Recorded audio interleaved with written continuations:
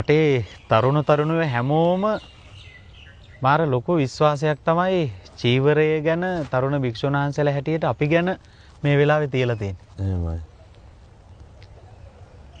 මේ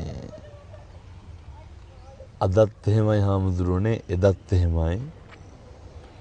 මේ සිවුරට කොච්චර එක්කහුව වෙනවද කියනවා නම් සිවුරේ බලපෑම ගැන මේ කියන්නේ. එහෙමයි. රටක් විතරක් නෙමෙයි. එක ජාතියකට කොටු වෙච්ච පිරිසකුත් නෙමෙයි. එහෙමයි. ಜಾති ભેදයකින් තොරව බොහෝ මිනිස්සුන්ගේ මතිමතාන්තර සුමගට ගන්න පුළුවන් ප්‍රබල අවියක් තමයි සිවුර කියලා කියන්නේ. එහෙමයි. හොඳටම පැහැදිලි සිවුරට කොච්චරනම් එක්කහුව වෙනවද කියන එක හන්තානම් මේ සම්බුද්ධ ශාසනයේ චිරස්ථිතිය වෙනුවෙන් ඉදිකරන මේ දැවැන්ත විහාර කර්මාන්තනේ. එහෙමයි. මේ තේවත්ත වටා එක්කහුව වුණා නෙමෙයි, මේ සිවුර වටා එක්කහුව වෙච්චනේ මේ තියෙන්නේ. එහෙමයි. එතකොට ලෝකයක් දන්නවා මේ දවස්වල ධර්මදේශනාවලට තරුණ මහත්තුරු එකතු වෙන තරම්. දසදහස් මන් දැන්නක මේ ඊයේ පෙරේදා මේ දකුණේ 15000ක විතර තරුණ පිරිසක්. 15000කට වඩා වැඩි පිරිසක් මේ සිවුරට එකතු වෙන්නේ. ඒ වගේම අපේ දැන් බස්නාහිර වැඩමුළුවට තරුණ තරුණියෝ 20000ක විතර පිරිසක්. මම කියන්න හිටියේ.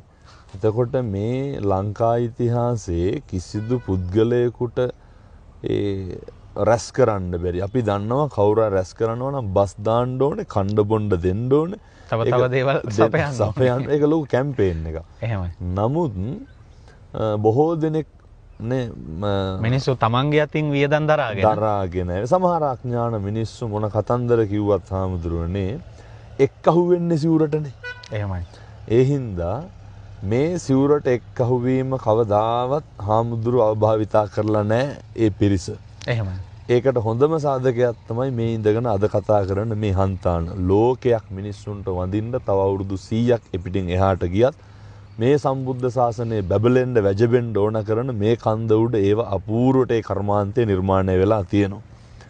එතකොට මින් මතුවටත් කවදාවත් හොඳක් මිසක්කම් වැරද්දක් වෙන්නේ නැහැ. අනිවාර්යයෙන්. ඒ නිසා ලෝකෙටම දෙන්න තියෙන පණිවිඩය තමයි මිනිස්සුන්ට හොඳට හිතන්න පුළුවන්. මිනිස්සුන්ට මේ තැන්වලට ආපුහම ඒවා හොඳට තේරෙනවා. දකින්න පුළුවන්. භික්ෂුන් වහන්සේලා සමහරක් භික්ෂුන් වහන්සේලා ඇති ඒ අදහස හරි වැරදි විදිහට අවභාවිතා කරන්න උත්සාහ කරන පිරිසක් සිවුර. මේක මේ සමහර වෙලාවට තරුණ සමාජයේ අපේ මේ ගිහි සමාජයේ කවුරු හරි